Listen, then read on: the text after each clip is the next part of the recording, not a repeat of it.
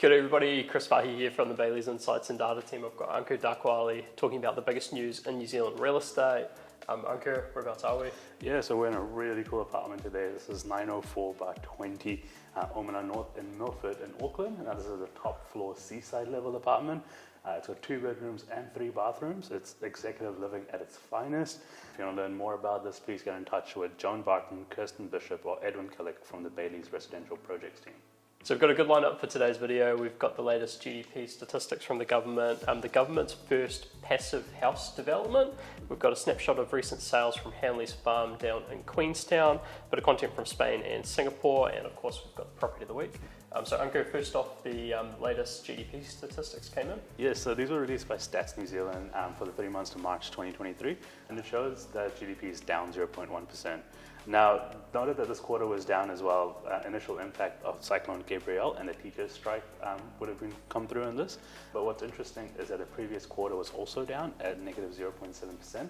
So what this means is that New Zealand is in a technical recession now, having 2 quarters of negative growth.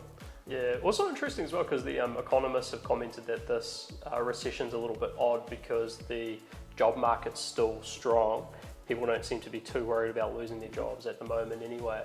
And so you've got this weird thing where, yeah, we're in a recession, but it doesn't seem to be too bad at this stage. But Ankur, it sounds like this might be good for the housing market. Yeah, so interestingly, the upside to this is it might actually show that the interest rates are high enough at the moment, so it actually might benefit the housing market.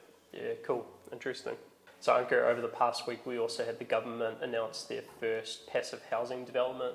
Yeah, so the government launched this in Auckland. So this is a passive house development. So these houses are designed in a way to reduce energy usage and carbon emissions. The development is in Beta Ventura, which is in Mangere. It's 18 homes, and these are being developed by Kainga. Features include airtight construction, better insulation, and whole house ventilation systems. So these are expected to have about 35% lower operational carbon footprint and 62% lower energy usage as well for heating. Yeah, and interesting as well. So this is the government's first passive house development.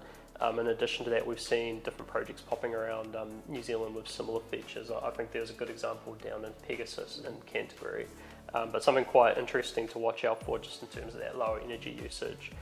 So it's pretty exciting. Next up, we've got our latest sales snapshot, and this snapshot's powered by the team from Bayleys in Queenstown and Bayleys in Frankton, with a snapshot of recent residential sales within Hanley's farm in Queenstown. And so, Ankur, first up, we've got one on Drysdale Road. Yes, we've got 95 Drysdale Road in Hanley's farm. It's a 4-bedroom, 2-bathroom home on 472 square meters. High-spec home described as spacious, stylish, and functional. And this was sold for $1.47 million by Mark Martin and Hope Martin from Bayleys in Frankton. And we got next up on Spur Ridge. Yeah, so next one is 53 Spur Ridge Rise in Hanley's farm. So this is a brand new elevated property, 4 bedrooms, 2 bathrooms on 786 square meters. This one was interesting as it had a pre-auction offer that was accepted after 1 day on the market, and that one sold for $1.605 million by Jimmy Allen and Jess Coburn from Bayleys Frankton. And just around the corner, we have 8 Spur Ridge Rise again in Hanley's farm. This is spectacular on Spur Ridge Rise, 3 bedrooms, 2 bathrooms on 559 square meters of land. This was sold for $1.462 million by Cheryl Williams and Nick Newman from Bayleys Frankton and Arrowtown. What's interesting about this was sold under the hammer at auction and is the highest sale price for a 3-bedroom home in Hanley's farm over the past 12 months. Next up, moving offshore, we've got our global partner Knight Frank's latest PRS and BTR stock and pipeline for Spain. So PRS is private rented sector and BTR is of course built to rent. So this covers the latest stats and some insights which are quite interesting for New Zealand. And so Ankur, one of the insights which was particularly interesting was around the drivers for BTR in Madrid. Yeah, so the latest research shows that the rental product was primarily being developed in Madrid due to some drivers, including the growing population, the attractiveness to students, job opportunities, and better availability of land. Yeah, also quite interesting when you start to think about that into the major cities around New Zealand, those popularity of the submarkets in terms of growing population, attractiveness to students and workforce, and also availability of land. And so next up, Ankur, we also had the latest EV and petrol station review from Knight Frank in Singapore. What do we know here? Yeah, so this was quite interesting. So it looks at the future of petrol stations in Singapore. It's given the rise of electric vehicles around the world as well. Currently, EVs make up less than 1% of vehicles in Singapore, but this is rapidly rising as expected with the rise of EV. Research speculates that the petrol station use will probably become obsolete in the future, because if you have EVs, you don't need to fill up petrol. So what's quite interesting about this is that because petrol stations are quite small in size, they're saying that it might not be able to be used for any other purposes. Some ideas that were being thrown out in this research as well was that they could be used to incorporate EV charging infrastructure, amalgamated with neighboring sites, or used for pop-up developments, or for more temporary use. Yeah, it's quite interesting, I guess, particularly with Singapore, given that they tend to do quite tall, intensive uses.